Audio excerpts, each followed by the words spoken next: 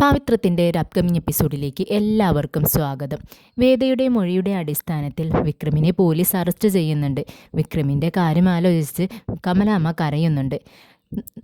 ശ്രീജ കുറച്ച് ചോറെടുത്തുകൊണ്ട് അങ്ങ് കമലാമ്മയുടെ അടുത്തേക്ക് ചെല്ലുന്നുണ്ട്. അമ്മേ, ഈ ഭക്ഷണം കഴിക്കേ, അമ്മയ്ക്ക് ഗുളികയൊക്കെ കഴിക്കാനുള്ളതല്ലേ, ഭക്ഷണം കഴിച്ചില്ല എന്നുണ്ടെങ്കിൽ ഒരുപാട് ക്ഷീണമൊക്കെ വരും, അമ്മ ഇതെന്തായാലും കഴിക്കണം എന്ന് പറയാണ്. അപ്പോൾ കമലാമ്മ പറയുന്നുണ്ട്, എനിക്കൊന്നും വേണ്ട, എനിക്ക് ദാഹവുമില്ല വിശപ്പുമില്ല, എൻ്റെ മോനെ ആലോചിച്ചുകൊണ്ടുള്ള ഒരു വിഷമം മാത്രമേ എനിക്കുള്ളൂ. പിന്നെ എനിക്ക് എങ്ങനെയാണ് ഇതൊക്കെ ഇറങ്ങുന്നത്? എൻ്റെ മകൻ അവിടെ എന്തെങ്കിലും കഴിച്ചോ ഇല്ലയോ എന്ന് എനിക്കറിയത്തില്ല, എനിക്കൊന്നും തന്നെ വേണ്ട എന്ന് കമലാമ്മ പറയാണ്. ഇത് കേൾക്കുന്ന വിഷം പറയുന്നുണ്ട്, അമ്മ എന്തെങ്കിലുമൊക്കെ കഴിച്ച് മെഡിസിൻ എല്ലാം കഴിച്ച് അമ്മ പോയി കിടക്കാൻ നോക്ക്. അമ്മ എന്തിനാ ഇങ്ങനെ ഇരുന്ന് കരഞ്ഞുകൊണ്ടിരിക്കുന്നത്? ഒന്ന് സമാധാനിക്കാമ്മേ എന്ന് പറയാണ്. ഇത് കേൾക്കുന്ന കമലാമ്മ പറയുന്നുണ്ട്, ഞാൻ എങ്ങനെയാണ് സമാധാനിക്കുന്നത്? എൻ്റെ മോൻ അവിടെ ജയിലിലല്ലേ, എന്നെ ആരും ഭക്ഷണം കഴിക്കാൻ വേണ്ടി നിർബന്ധിക്കേണ്ട, ഞാൻ ഒന്നും തന്നെ കഴിക്കില്ല എന്ന് പറയാണ്. അപ്പോഴേക്കും ദർശൻ അങ്ങോട്ട് കയറി വരുന്നുണ്ട്. ദർശനെ കണ്ടതും നമ്മുടെ വിശ്വം പറയുന്നുണ്ട്, അതെ ദർശൻ സാറോ, എന്താ സാറേ ഈ നേരത്തെ ഇവിടെ, എന്തു പറ്റി? വിക്രമിൻ്റെ കേസ് ഇത്തവണയും സാറാണോ വാദിക്കുന്നത്? അല്ല, ഞാനല്ല, ഞാനേ വേദിയൊന്ന് കാണാൻ വേണ്ടി വന്നതാ. അവളുമായി പേഴ്സണലായിട്ട് കുറച്ച് സംസാരിക്കാനുണ്ട്, ഒന്ന് വിളിക്കാവോ? അതിനെന്താ സാറേ, വിളിക്കാൻ പറയാം എന്ന് പറയുകയാണ്. ശ്രീജെ, നീ ചെന്ന് വേദയെ വിളിച്ചോണ്ട് വാ, സാറ് വന്നിട്ടുണ്ടെന്ന് എന്ന് പറയുകയാണ്.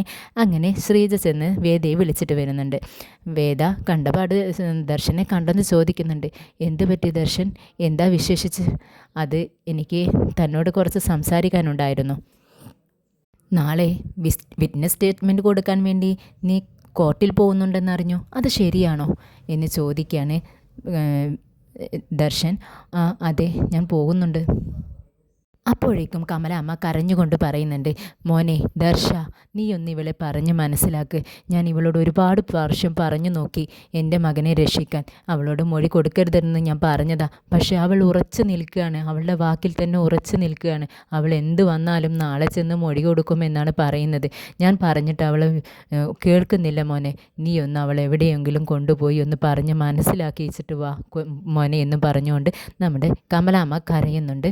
അപ്പോൾ ദർശൻ വേദയോടായി പറയുന്നുണ്ട്, വേദ നീ ഒരുപാട് ചിന്തിച്ചോ ഇതിനെപ്പറ്റി? ഇതിൻ്റെ വരും വരായികകളൊക്കെ നിനക്കറിയാവോ? അതറിയില്ല എന്നുണ്ടെങ്കിൽ ഞാൻ പറഞ്ഞു തരാൻ വേണ്ടിയിട്ടാണ് വന്നത്. എനിക്കറിയാം നിന്നെപ്പറ്റി, നീ ശരിയുടെ ഭാഗത്ത് മാത്രമേ നിൽക്കത്തുള്ളൂ. നീ എന്തെങ്കിലും ഒരു കാര്യം തീരുമാനിച്ചാൽ അത് നടത്തിയെടുക്കുമെന്നും എനിക്കറിയാം. പിന്നെ നിനക്കറിയാവോ, ഈ കേസിലെ വിക്രം അക്യൂസ്ഡാണ്. നീ സ്ട്രോങ് വിറ്റ്നസ്, നിൻ്റെ അച്ഛനാണെങ്കിലേ ജഡ്ജും. അപ്പോൾ ഞാൻ പറയേണ്ട ആവശ്യമില്ലല്ലോ എന്താ സംഭവിക്കുക എന്നുള്ളത്. പിന്നെ നീ എല്ലാം നല്ലവണ്ണം ചിന്തിക്കണം, എന്നിട്ട് മാത്രം ഇതിലൊരു തീരുമാനമെടുക്കണം. നീ മൊഴി കൊടുത്താൽ എന്താ സംഭവിക്കാമെന്ന് നിനക്കറിയാലോ അല്ലേ എന്ന് ചോദിക്കുകയാണ് ദർശൻ. ഇത് കേൾക്കുന്ന കമലാമ്മയും ശ്രീജയും ഒരുമിച്ച് ചോദിക്കുന്നുണ്ട്, അതെ സാറേ, എന്താ ഉണ്ടാവുക? ഈ കേസ് ഇങ്ങനെ പോവുകയാണെങ്കിൽ വിക്രമിന് ശിക്ഷ കിട്ടുക, അങ്ങനെ എന്തെങ്കിലും ചെയ്യുമോ സാറേ എന്നിങ്ങനെ ചോദിക്കുമ്പോൾ ദർശൻ പറയുന്നുണ്ട്, അതെ അമ്മേ, ഈ വേദ മൊഴി കൊടുത്താലേ കൂടിയത് ഒരു 7 വർഷമെങ്കിലും വിക്രം ജയിലിൽ കിടക്കേണ്ടി വരുമെന്ന് പറയാണ്. ഇത് കേൾക്കുന്ന കമലാമ്മ കരയുന്നുണ്ട് കേട്ടോ. എൻ്റെ മോൻ്റെ ജീവിതം പോയല്ലോ എന്നൊക്കെ ഇങ്ങനെ പറഞ്ഞുകൊണ്ട് കമലാമ്മ കരയുന്നുണ്ട്. വീണ്ടും ദർശൻ പറയുന്നുണ്ട്, പിന്നീട് ഹോസ്പിറ്റലിൽ കിടക്കുന്ന ആ പയ്യനെ സീരിയസ് ആണെന്നാണ് പറയുന്നത് കേട്ടത്. അവനെങ്ങാനും എന്തെങ്കിലും സംഭവിച്ചാലുണ്ടല്ലോ, വിക്രമിന് കൂടിയ ശിക്ഷയാണ് കിട്ടാൻ പോകുന്നത്. കൂടിയ ശിക്ഷ എന്ന് പറഞ്ഞാൽ ഒന്നുമില്ലെങ്കിൽ ജീവപര്യന്തം, അല്ലാന്നുണ്ടെങ്കിലേ തൂക്കുകയർ, ഇതിലേതെങ്കിലൊന്നും ഉറപ്പാണ് എന്ന് പറയാട്ടോ. അപ്പോഴേക്കും കമലാമ്മ അലമുറയിട്ട് കരയുന്നുണ്ട്. ഇത് കേൾക്കുന്ന വിശ്വം പറയുന്നുണ്ട്, അതെ സാറേ, പ്രായമായവരുള്ള സ്ഥലമല്ലേ ഇത്, സാറെന്താ ഇങ്ങനെയൊക്കെ വന്ന് പറയുന്നത്? ഇങ്ങനെയൊക്കെ ഒരു വീട്ടിൽ കയറി വന്ന് പറയാൻ പാടുണ്ടോ എന്ന് ചോദിക്കുകയാണ്. ഇത് കേൾക്കുന്ന ദർശൻ പറയുന്നുണ്ട്, ഇല്ല സോറി, ഞാൻ ഇതൊക്കെ ഇവിടെ വന്ന് പറയണമെന്ന് ഉദ്ദേശിച്ചല്ല വന്നത്. പക്ഷേ ഇവിടെ എത്തിയപ്പോൾ വേദയെ കണ്ടതും ഞാൻ ഓപ്പണായി അങ്ങ് സംസാരിച്ചു പോയി, പേഴ്സണലായിട്ട് സംസാരിക്കാനാണ് വന്നത്, സോറി കേട്ടോ എന്ന് പറയുകയാണ് വിനയൻ്റെ അടുത്ത്, വിഷത്തിൻ്റെ അടുത്ത്. എങ്കിൽ ശരി ഞാൻ പോട്ടെ എന്നും പറഞ്ഞുകൊണ്ട് ദർശൻ അവിടെ നിന്നും പോവുകയാണ്.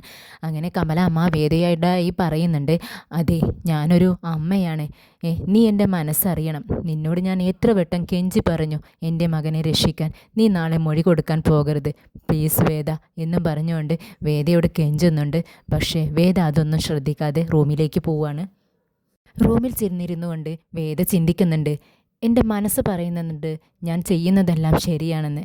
പക്ഷേ ഇവരെല്ലാം പറയുന്നത് കേൾക്കുമ്പോൾ എന്ത് ചെയ്യണമെന്നുള്ളത് എനിക്ക് ഒരു പിടുത്തം കിട്ടുന്നില്ലല്ലോ ദൈവമേ എന്നിങ്ങനെ പറഞ്ഞുകൊണ്ട് ആലോചിച്ചുകൊണ്ടിരിക്കുകയാണ് വേദ.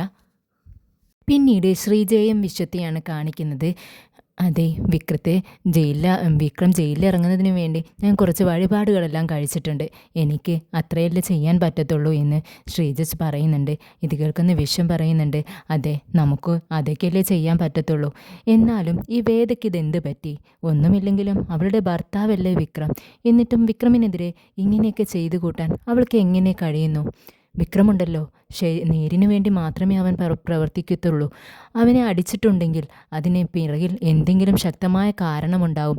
എൻ്റെ അനിയൻ നല്ലവനാ എന്ന് പറയുകയാണ്. അപ്പോൾ ശ്രീജയും പറയുന്നുണ്ട്, അതെ ചേട്ടാ എനിക്കും അറിയാം അവൻ നല്ലവനാ, അതുകൊണ്ടാണ് ഞാൻ വഴിപാടെല്ലാം കഴിച്ചത്. അവൻ എത്രയും പെട്ടെന്ന് പുറത്തിറങ്ങണം. അമ്മയ്ക്ക് തീരെ വയ്യ, കരഞ്ഞുകൊണ്ടേ ഇരിക്കുകയാണ്. പിന്നെ നാളെ കോർട്ടിലേക്ക് പോകണമെന്ന് അമ്മ പറയുന്നുണ്ട്. ഞാനും അമ്മയുടെ കൂടെ ഒന്ന് ചെല്ലട്ടെ. അമ്മയ്ക്ക് പ്രഷറൊക്കെ ഉള്ളതല്ലേ, പെട്ടെന്നെങ്ങാനും വയ്യാണ്ടായാൽ എന്ത് ചെയ്യും? വേദയോട് ഒരുപാട് ദേഷ്യമുണ്ട് അമ്മയ്ക്ക്. അത് ദേഷ്യപ്പെട്ടുകൊണ്ടിരിക്കുക. അവിടെ ചെന്നിട്ടും എന്തെങ്കിലുമൊക്കെ സംഭവിച്ചാലോ എന്നിങ്ങനെ ശ്രീജ പറയുന്നുണ്ട്. അപ്പോഴേക്കും വിശ്വം പറയുന്നുണ്ട്, ശരി നീ പൊക്കോ, എനിക്കും വരണമെന്നുണ്ട്. അവൻ എൻ്റെ അനിയനല്ലേ, ഞാനാണ് ശരിക്കും കോർട്ടിലേക്ക് പോവേണ്ടത്. പക്ഷേ അച്ഛൻ്റെ സ്വഭാവം നിനക്കറിയാലോ, അച്ഛൻ ഇഷ്ടമല്ല പോകുന്നത്. അതുകൊണ്ട് നീ പോയാലും അച്ഛനൊന്നും പറയത്തില്ല. അതുകൊണ്ട് നീ പൊക്കോ എന്നിങ്ങനെ പറയുകയാണ് വിശ്വം. പിന്നീട് പത്മയും മുത്തശ്ശിയും കൂടെ വേദയ്ക്ക് കോൾ ചെയ്യാണ്. അങ്ങനെ വേദ എടുക്കണോ എടുക്കണ്ടേ എന്ന് ആലോചിച്ചുകൊണ്ട് എങ്കിലും കോൾ അറ്റൻഡ് ചെയ്യുന്നുണ്ട്. മുത്തശ്ശി കരഞ്ഞുകൊണ്ട് ചോദിക്കുന്നുണ്ട്, അതെ എന്ത് പറ്റി മോളെ നിനക്ക്? എന്തിനാ നീ ഇങ്ങനെയൊക്കെ ചെയ്യുന്നത്? ഞങ്ങൾ എന്തൊക്കെയാണ് ഈ കേൾക്കുന്നത്? നീ വിക്രമനായി മൊഴി കൊടുക്കാൻ പോവുകയാണോ? ഞങ്ങൾ ഇങ്ങനെയാണോ നിന്നെ വളർത്തിയത്? നിനക്ക് നല്ലതും ചീത്തയും പറഞ്ഞു തന്നിട്ടല്ലേ ഞങ്ങൾ വളർത്തിയത്? നിൻ്റെ ഭർത്താവിനെ, നിൻ്റെ താലി കെട്ടിയ പുരുഷനെ ഇങ്ങനെ ജയിലിലാക്കാൻ വേണ്ടിയിട്ടാണോ ഞങ്ങൾ പഠിപ്പിച്ച് തന്നിട്ടുണ്ടോ നിനക്ക്? നല്ലത് മാത്രമല്ലേ നിനക്ക് പറഞ്ഞു തന്നിട്ടുള്ളൂ എന്നൊക്കെ ഇങ്ങനെ ചോദിക്കുന്നുണ്ട് മുത്തശ്ശി. അപ്പോഴേക്കും വേദ പറയുന്നുണ്ട്, അതെ എനിക്കറിയാമായിരുന്നു ഇതിനെപ്പറ്റി സംസാരിക്കാൻ തന്നെയാണ് നിങ്ങൾ വിളിക്കുന്നതെന്ന്. ഫോൺ എടുക്കണോ എന്ന് ഞാനൊന്ന് ചിന്തിച്ചു പോയി. എന്നിട്ടും പാവമല്ലെന്ന് വിചാരിച്ചിട്ടാണ് ഞാൻ എടുത്തത് എന്ന് പറയുകയാണ്. അപ്പോൾ വീണ്ടും മുത്തശ്ശി അമ്മയും കൂടെ പറയുന്നുണ്ട്, അതെ മോളെ നീ അവിടെ പോയി മൊഴിയൊന്നും കൊടുക്കരുത്. ഇത്രയും കാലം ഞങ്ങൾ സമാധാനിച്ചിരിക്കുകയായിരുന്നു. എന്നെങ്കിലും ഒരിക്കൽ നിങ്ങൾ രണ്ടുപേരും ഒന്നായി നല്ല സന്തോഷത്തോടെ ജീവിക്കുമെന്ന്. പക്ഷേ നീ മൊഴി കൊടുത്തു കഴിഞ്ഞാൽ ഒരിക്കലും പിന്നീട് നിങ്ങൾ ഒന്നാവത്തില്ല എന്ന് ഞങ്ങൾക്കറിയാം. അതുകൊണ്ട് എൻ്റെ പൊന്നു മോള് ഈ അവിവേകമൊന്നും കാണിക്കരുത് എന്ന് പറയുന്നുണ്ട്.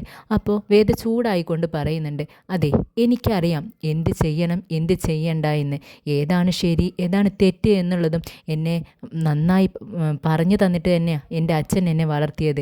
ഞാനീ ശങ്കരനാരായണൻ്റെ മകളാ. തെറ്റ് ചെയ്തവൻ ശിക്ഷിക്കപ്പെടണം. അതെ എനിക്ക് നിർബന്ധമുള്ള കാര്യമാണ്. എൻ്റെ അച്ഛൻ എന്നും പറഞ്ഞിട്ടുണ്ട്, എന്നും എന്നെ വളർത്തുമ്പോൾ അങ്ങനെ പറഞ്ഞു തന്നിട്ട് തന്നെയാണ് വളർത്തിയിരിക്കുന്നത് എന്നൊക്കെ പറയുകയാണ്. അപ്പോൾ നമ്മുടെ പത്മ കരയുന്നുണ്ട് കേട്ടോ. വീണ്ടും കെഞ്ചിക്കൊണ്ട് പറയുക, മോളെ നീ അങ്ങനെയൊന്നും ചിന്തിക്കരുത്. അച്ഛൻ എന്തു പറഞ്ഞു എന്നുള്ളതല്ല, അവൻ നിൻ്റെ ഭർത്താവാണ്, നീ അത് ആലോചിക്കണം.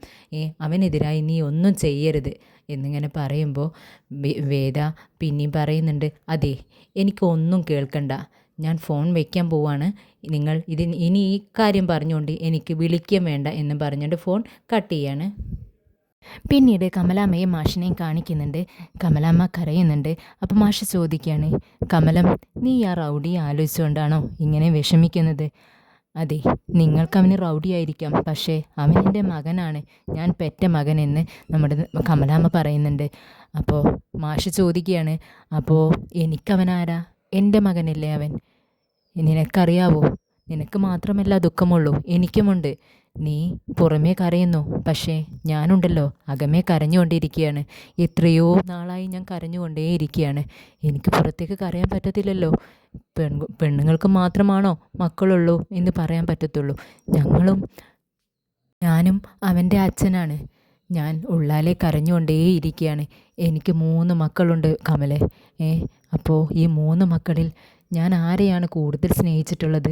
ഞാൻ ആരെയാണ് കൂടുതൽ താലോലിച്ചിട്ടുള്ളത് എന്നിങ്ങനെ ചോദിക്കാട്ടോ കമലത്തിനോട്.